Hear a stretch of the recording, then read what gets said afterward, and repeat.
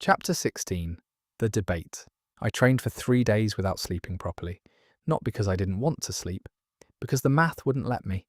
11 days, minus the 3 I'd already spent in the underground. 8 remaining. And the skill gap between where I was and where I needed to be wasn't a gap. It was a canyon filled with fog and sentinels, and the specific grinding knowledge that every hour I spent not improving was an hour closer to the moment when the numbers stopped being theoretical and started being obituaries. Adira taught me layer separation using the lattice model. We'd stand in the holographic web of threads, gold, blue, green, red, and she'd point to a junction where 2 threads crossed, one farming and one foundational. Their code signatures nearly identical, their functions entirely different. This one, she'd say, pointing to a gold thread, engagement harvesting, powers the social matching system. Remove it. I'd reach for the field, find the warmth, direct the push, and the gold thread would dissolve. Now this one, pointing to the thread running beside it, parallel, same brightness, same pulse rate, different colour, blue-green, but so faintly that in the holographic light it looked gold.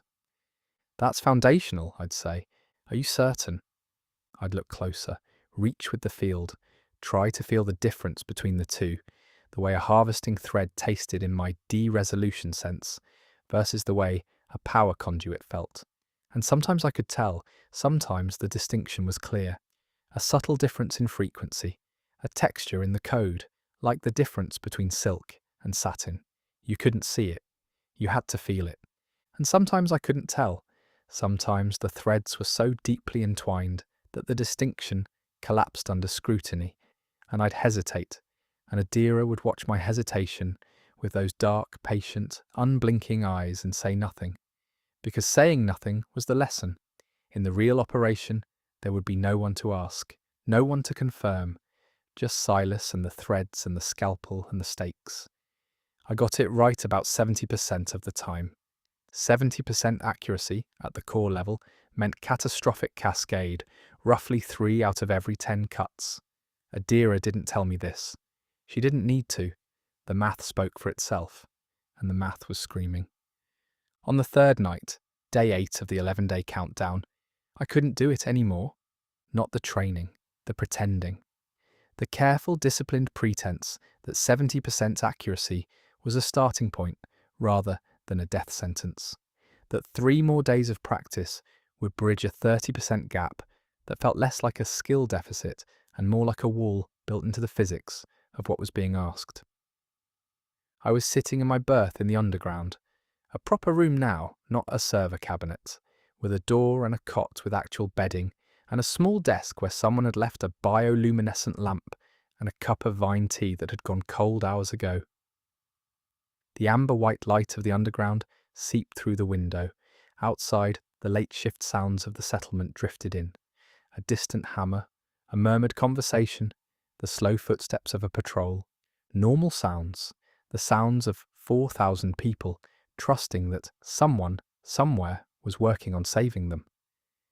I pressed my palms against my eyes. The pressure made lights bloom in the dark, stars that no algorithm had programmed. I can't do this. The thought arrived with the blunt certainty of a physical law. Not I don't want to. Not I'm afraid I can't do this. The precision required was beyond me, not beyond my potential. Maybe in a year, 5 years. With Adira's teaching and Kale's pressure, and the slow accumulation of skill that comes from practice and failure, and practice again, I could learn to feel the difference between a harvesting thread and a power conduit with the reliability of a machine. But I didn't have a year. I had 3 days. And 3 days wasn't enough to turn 70% into 100. The third option was impossible, which left 2.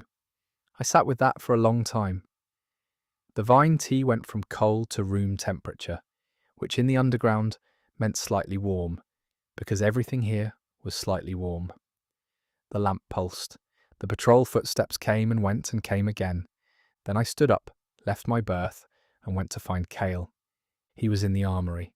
Not a word I'd have used for it. It was more like a workshop that had gradually been overtaken by weapons, the way a garden gets overtaken by weeds. The space was on the lower level of the Origin Systems building, and it was filled with disruptors in various states of assembly, crates of charged power cells, and racks of equipment I didn't fully understand. Modified hardware, signal jammers, portable EMP generators, all of it hand-built from salvaged components and maintained with the obsessive care of people who knew that each piece might be the thing standing between them and a Sentinel's retrieval protocols. Cale was at a workbench, reassembling his disruptor. The casing was open, its internal circuitry exposed, and he was replacing a burnt-out power cell with the focused intensity of a surgeon, or more accurately, with the focused intensity of a 16-year-old who'd learned to perform surgery on weapons because the alternative was dying without one. The gash on his forehead had scabbed over properly now, a dark line above his left eyebrow, joining the collection of scars that mapped his face and hands, like a topographical record of every time the syntax had tried to kill him, and he'd declined. "Can't sleep," he said, without looking up. "I need to talk to you." "So talk." I pulled a stool to the opposite side of the workbench, sat. Watched him work for a moment. His hands were steady, always steady. Even in the subtunnels with blood on his face and a failing disruptor and 3 sentinels converging, his hands had been steady. "I can't do it," I said. His hands didn't stop. "Do what?" "The surgery, the layer separation, the third option, Adira's plan." I swallowed. "I'm at 70% accuracy with the lattice model, and I've plateaued. 3 more days of training won't get me to 100. Maybe not even 80. The threads are too similar. The distinction is too fine. I can feel the difference sometimes, but not reliably, and sometimes isn't good enough when one mistake kills everyone." Cale's hands slowed. Didn't stop, but slowed. He slotted the new power cell into its housing with the practiced click of a component finding its seat. "What are you proposing?" he asked. His voice was neutral, the operational voice, the one he used when he was letting you talk before he decided what to do with what you'd said. "I'm proposing I go back up. To the luster. Find my mother, get her out. Get as many people out as I can before the dome fails."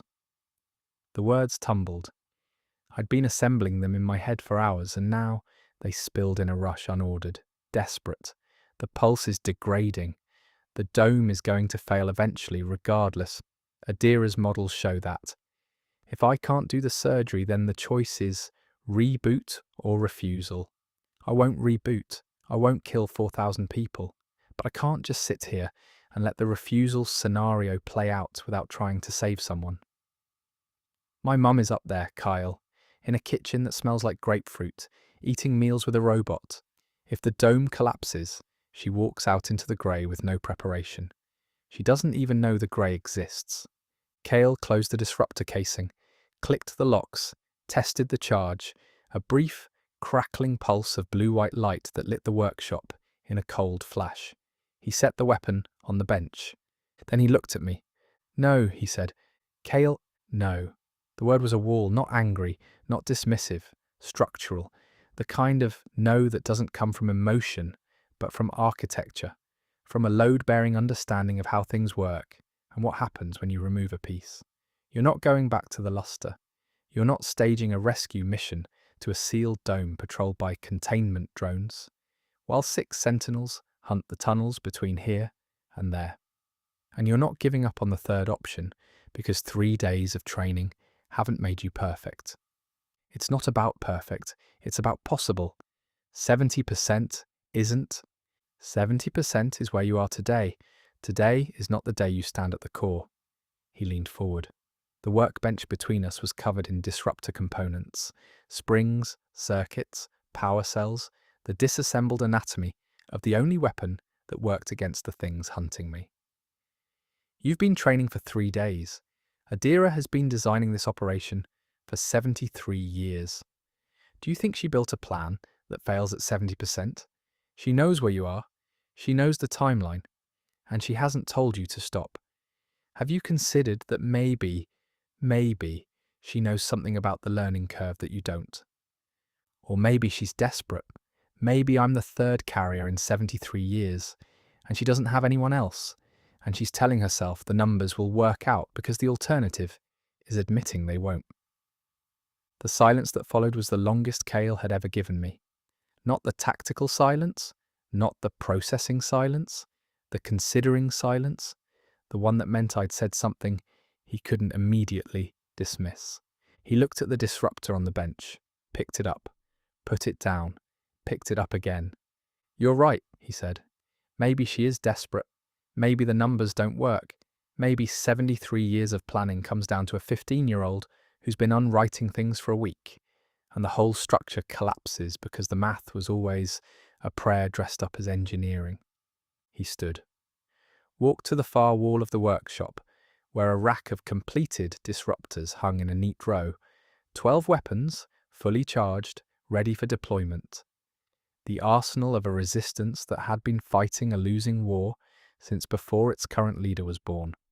"But here's what I know," he said. "I know that when you stood at the valuation arch and the system gave you a negative score, you didn't collapse. I know that when the glitch lady was deleted in front of you, you didn't forget. You went to the streetlight. I know that when the corrupted data trap had you and was copying your code and the sentinels were closing, you did something nobody predicted. You broke the trap physically. Not with de-resolution, not with any technique Adira or I taught you, with something new, something the system had no model for." He turned. The amber-white light caught his face, and for a moment he didn't look like a field commander or a survivor or a 16-year-old carrying the weight of 300 refugees from a city that could fold into the dark at any moment. He looked like a kid who was tired and scared and holding it together with nothing but the decision to keep holding it together. "The third option doesn't require you to be perfect, Silas. It requires you to be you, the version of you that the pulse can't predict, the version that breaks traps with willpower and sees faces in dead drones and feels compassion for a piece of broken floor. That's the variable. That's what Adira is counting on. Not your accuracy rate, your anomaly. My anomaly might not be enough. It might not, and if it's not, we die. All of us. You, me, Adira, Ma and Vex, the 4,000 people in this settlement, the 10 million people in the dome, my sister laughing at a robot's jokes, your mother curling her pinky while she reads corrupted files."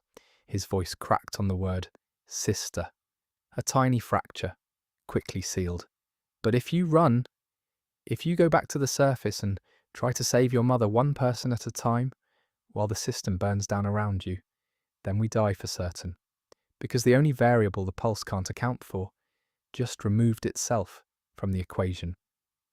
The workshop was quiet. The disruptors hung on the wall, their charges glowing faintly blue-white. 12 weapons, 12 chances to buy a few more seconds against a machine that had all the time in the world. "I'm scared, Cale. I know. Not of the sentinels, not of the core. I'm scared of standing at that column and reaching for a thread and not being able to tell if it's gold or blue-green and making the wrong choice and watching everything." "I know." He walked back to the workbench, sat down, picked up a component from the bench, a small power regulator, barely the size of a coin, and held it out to me. "You see this?" I took it. Tiny, warm, a speck of circuitry in my palm. "That regulates the disruptor's output.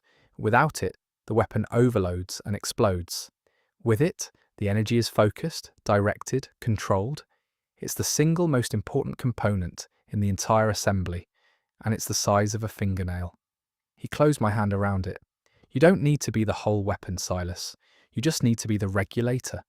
The thing that takes all the power and all the chaos and all the desperate, impossible energy of this situation and focuses it. Aim the beam. That's all. Aim the beam." I held the regulator, its tiny warmth pulsed against my palm. "3 more days," I said. 3 more days. And if I'm still at 70%? Cale's crooked smile, one-sided, tired, real. "Then we find out what happens when a regulator operates at 70% and gets lucky."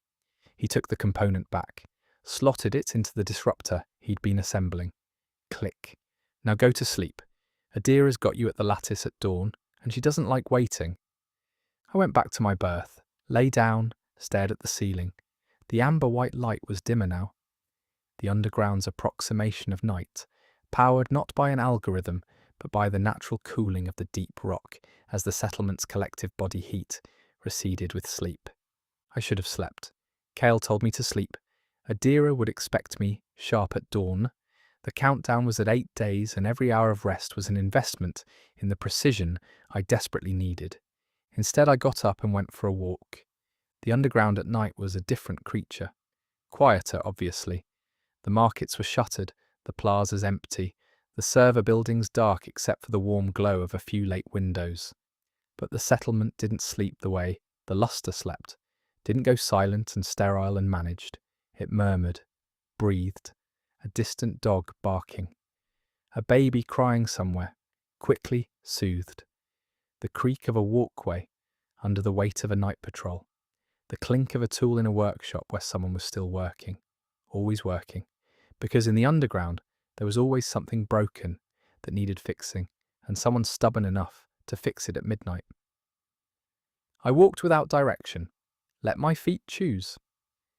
They took me out of the Origin Systems complex, through the central market, along a walkway that curved up the inner wall of the cavern, toward a section I hadn't explored, a quieter residential area.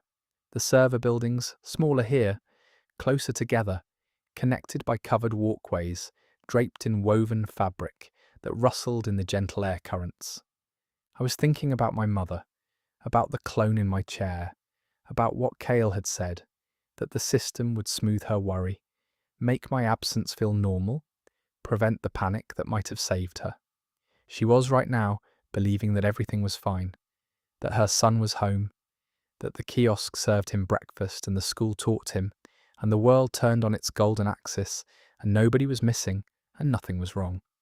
She was happy, she was a prisoner, and the jailer wore my face. I turned a corner and stopped. A door, set into the wall of the cavern itself, not a server building. Old, metal, unmarked, like the doors in the subtunnels, but different. This one was partially concealed behind a heavy curtain of woven cable, pushed aside just enough to reveal the frame, and the door was open. Just a crack. Just enough for a thin line of light to spill through. Not the amber white of the underground, not the blue-green of the syntax. Gold, luster gold. The warm, inviting, optimized gold of a kiosk turning on. Of a friendship match notification.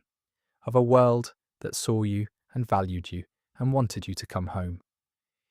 My heart rate doubled. My field stirred. The de-resolution humming in my chest, responding to the proximity of something that was fundamentally, recognizably luster. A connection, a link, a thread running from this hidden door through the rock and the infrastructure, and the layers of buried architecture, all the way up to the surface. A way back. I reached for the door. My fingers brushed the metal. It was warm, luster warm. The gold light brightened, and from beyond it, filtering through the crack with the clarity of a signal designed to be heard. A sound. The pulse's ambient melody. The one that played in the promenade at night. The sustained, single note. My personal soundtrack. A flat line in a city of symphonies. Except now it wasn't a flat line. It was an invitation. A frequency that said, you exist here. You're indexed here. Come home. I wrapped my hand around the edge of the door. I wouldn't! I spun. Vex stood behind me. Hands in her pockets. Burn scar vivid in the gold light spilling through the crack. Her expression wasn't alarmed. It wasn't urgent. It was the expression of someone who had found exactly what they expected to find in exactly the place they expected to find it. How long have you been following me? I asked. Since the market. Cale asked me to keep an eye on you tonight. He figured the countdown panic would set in around hour 3. She tilted her head. The avian tilt. He was off by about 40 minutes. You lasted longer than most. This door is a lure, she said it flatly. The way you'd say that's a cliff, not a warning. a description. The pulse seeds them throughout the upper syntax. Golden doors, warm light, the sound of home. They appear in places where new arrivals walk when they can't sleep, and their heads are full of the people they left behind. I looked at the door. The gold light, the melody. It's not real, I said, but my hand was still on the metal. The door is real. The passage behind it is real. It leads through a maintenance shaft to an access point about 2 kilometers from the Sector 7 perimeter. She paused. The sentinels are waiting at the other end. The gold light pulsed, warm, inviting, come home. It reads your emotional state, Vex continued. The closer you get, the more precisely it targets. Right now, it's playing your specific frequency, the ambient melody from the promenade, the one that plays when you walk alone. It's probably also adjusting the light temperature to match the exact hue of the kiosk you used every morning, the one that never served you. She took a step closer.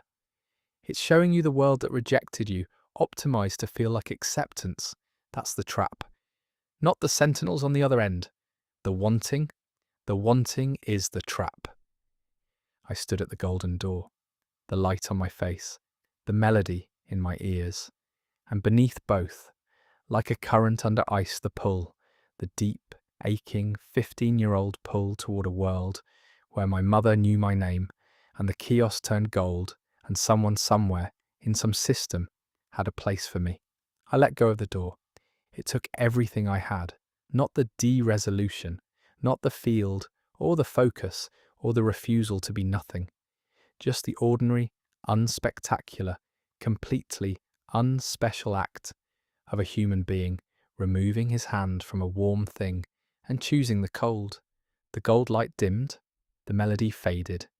The door was just a door, old metal, concealed by cable leading to a passage that ended in teeth. Vex watched me, the half smile, the one that got halfway to her mouth and stopped. For what it's worth, she said, most people open it. Most people are smarter than me. They'd have gone home. Most people don't have 14 million reasons to stay. She turned, started walking back toward the residential section. Come on, route code. Dawn's in 4 hours, and you look like you could use some of the terrible tea.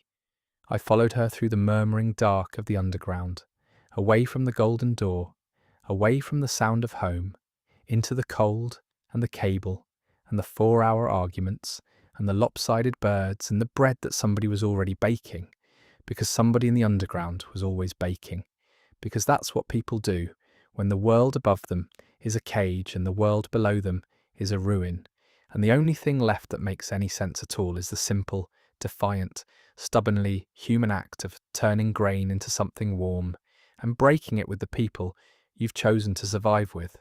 The golden door stayed behind me, closed, dark, but the melody lingered, quiet, patient, waiting for a night when the wanting would be stronger than the choosing. And in 3 days, in the noise and the terror and the impossible calculus of the core, I would discover that the pulse had been listening at that door, and that everything I'd said to Cale in the workshop, everything I'd confessed about 70% and fear and the scalpel and the shaking hands, the system had heard it all, and it was already building the trap around the words.